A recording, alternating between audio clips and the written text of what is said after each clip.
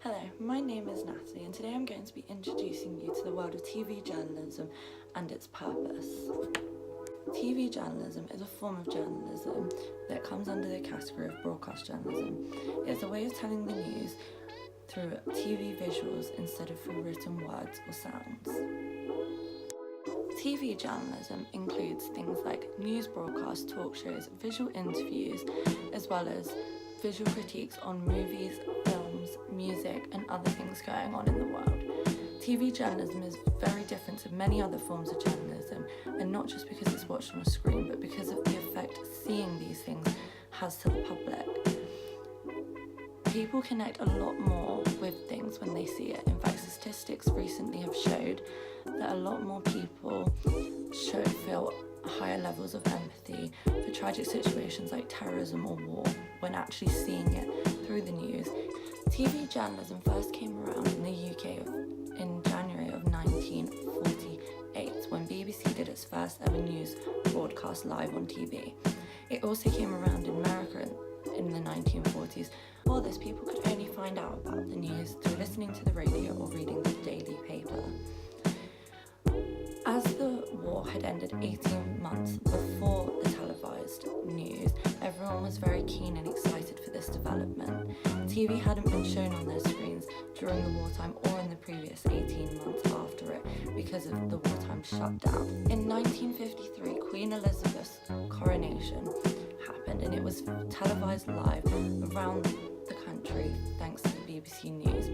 This was an amazing thing to happen for both the BBC and the country, as no coronation had ever been witnessed before by the local public. 1968 was also another very big year for TV journalism as colour TV came into play. Colour TV allowed the journalists to film things live in colour so that the world could see it for what it really was instead of black and white images on a screen. The UK and the world is very grateful to TV journalism and the invention of it due to the many amazing, wonderful things we've seen over the years thanks to it. TV journalism has changed a lot since it first began, but it has also improved a lot thanks to the new technologies that have become available to us. The first huge change for TV journalism that happened thanks to technology was the change from black and white images on the screen to colour images on the screen. Another huge change in technology that has helped TV journalism to grow and improve is the introduction of worldwide broadcasting. In 1991, technology evolved, which allowed the world to be able to stream live from the actual place where the news was happening right back to the studio so that the world could see it. Thanks to this invention, people could see firsthand what was happening as it happened without any delays in finding out the information. Thanks to the improvement of technology, the visuals that we see on the screen and also the audio of the people talking or any background noise or anything at all has improved masses of amounts, which has obviously helped TV journalism to improve because it means that the world can hear and see what is going on a lot clearer and be able to understand it a lot more. Another thing that technology has done to help improve TV journalism is it has created ways for TV news companies to broadcast over a 24-hour period constantly. This happened thanks to the development of companies like Sky, who have multiple different channels and therefore can stream news on a 24-hour basis. As you can see, thanks to technology, TV journalism has changed so much over the years, and technology has helped it to become the thing that it is today, which is an amazing source of information that's clear, understandable, and relatable for anyone that sees it.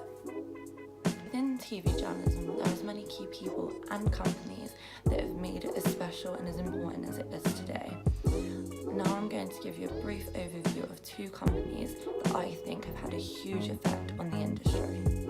The first one I'm going to be talking about is the British Broadcasting Corporation, or more commonly known as the BBC. The TV journalism side of the BBC was first created and directed by a man called Grenay, who was the general director for all stories that were reported at that time period. Today, the director of the news and current affairs, as the position is now called, is a woman named Fran Oswell. BBC has always been an amazing leading news broadcast company and has always been reliable for its truthful, factual news reports. However, I could not say the same for some other news broadcast companies. Fox News is an American news company that has broadcasted throughout over 88 countries, both inland and overseas. It was founded by Rupert Murdoch, who you may also have heard of, as he is the founder of Sky. Fox News has recently been described as being a very biased news show. They tell stories from their own personal opinion instead of using the facts that are given to them. A case study that I've been recently looking into, which is a very good example of the difference between Fox News and the BBC, is the Ebola reports in 2012. Fox News talked about the outbreak as if it was a global catastrophe where many thousands of people would die and it would ruin life as we knew it. However, the BBC used the facts they were given to tell the people the truth, to tell the people how serious it was without scaring everyone that oblivion was coming. And the truth was, oblivion wasn't coming and not everyone was going to die. It was just an illness that may have been serious, but that was treatable and savable. TV journalism is a very hardcore and competitive industry to be a part of, and you have to learn and use many different skills throughout it to be able to be good within the industry. The first key skill that you need to have in order to succeed in this industry would be speaking. When you're on TV, whether it's interviewing people, reporting to people, 9 times out of 10 for a TV journalism, you are live.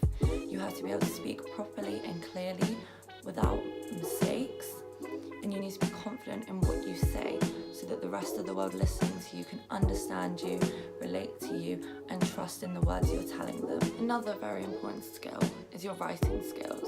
Speaking and writing tend to come hand in hand as skills because when you tend to speak things, normally you've probably written them out beforehand. For example, for this documentary, I wrote a script to help me out with creating it. Another key skill when working within the journalism industry that you do need to have is teamwork. There is a huge team behind the scenes that go into creating a good TV news broadcast. The final key skill that I'm going to talk about is non-verbal communication skills. This skill is about your body language and your posture. It is key to have a good body language, a good posture, to always be making eye contact with the camera when reporting the news. This shows that you are serious and sophisticated and acting proper about what you're doing, and people will respect you for that. Next, I'm going to be showing you a small example of me trying to recreate these skills.